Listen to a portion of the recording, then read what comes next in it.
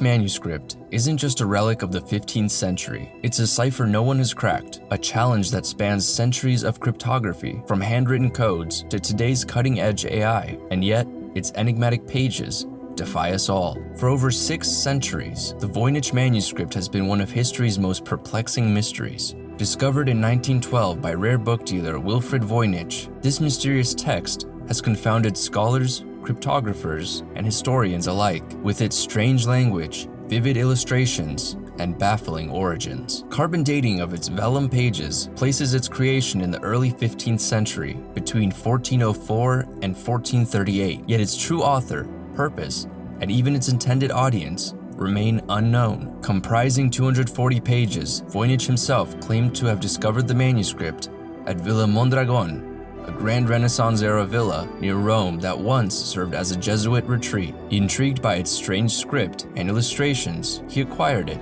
unaware of the riddle he had unearthed. George Baresch is said to be the first owner of the manuscript. Baresch, a 17th century alchemist, was from Prague. Curious to find out more, he sent a letter to Athanasius Kircher, a Jesuit scholar from the Collegio Romano, who had published works on religion, geology, and medicine. Kircher attempted to acquire the book from Baresch, but Baresch wouldn't give it up so easily. When Baresch passed, his friend, Jan-Marek Marcy, sent the manuscript to Kircher with a cover letter. In this letter, Marcy wrote, "This book, bequeathed to me by an intimate friend, I destined for you, my dear Athanasius, as soon as it came into my possession, for I was convinced that it could be read by no one except yourself." Mentioned in the letter, and previously speculated, some believed the author to be Roger Bacon, a 13th century English friar and polymath. Bacon was renowned for his groundbreaking work in science, philosophy, and alchemy, making him a plausible candidate for creating such a cryptic and advanced text. Supporters of this theory argued that the manuscript's scientific diagrams and mysterious content aligned with Bacon's interests in experimentation and hidden knowledge. However, the manuscript's carbon-dated creation in the 15th century has largely debunked this attribution.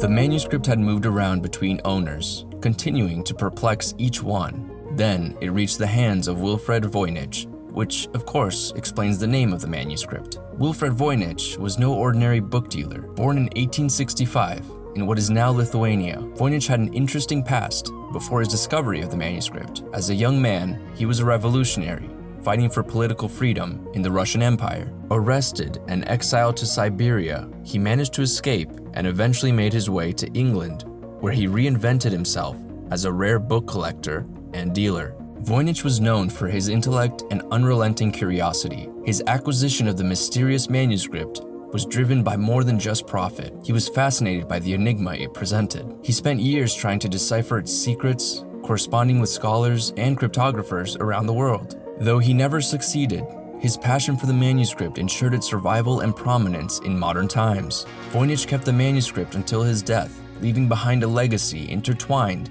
with one of history's greatest unsolved mysteries. At the heart of the Voynich manuscript is its text, written in a script that doesn't match any known language or cipher. Nicknamed Voynichese, the text has defied decryption attempts by some of the greatest codebreakers in history, including experts who worked on World War II's Enigma code. It's been analyzed using advanced computer algorithms, yet no definitive pattern has emerged. Adding to the enigmatic text are the manuscript's surreal illustrations. Its pages are filled with botanical drawings of plants that don't exist, though some believe the illustrations are characteristically European.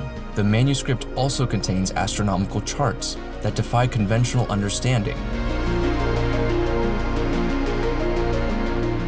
and even human figures interacting with tubes and pools in ways that seem symbolic but indecipherable. Is it an unbreakable code, an elaborate hoax, or the product of an unknown civilization? Over the years, countless theories have been proposed to explain the Voynich manuscript. Some believe it's a medieval medical guide, its secrets encoded to protect valuable information. Others suggest it's an alchemical text, a guide to hidden wisdom meant only for initiates. More imaginative theories claim it's a relic of an ancient civilization, perhaps alien, a message from another world. Today, the manuscript resides at Yale University's Beinecke Rare Book and Manuscript Library, where it continues to fascinate scholars and enthusiasts alike. If you're interested, the book has been digitized. You can see the entirety of it on Yale's website. I'll leave a link in the description.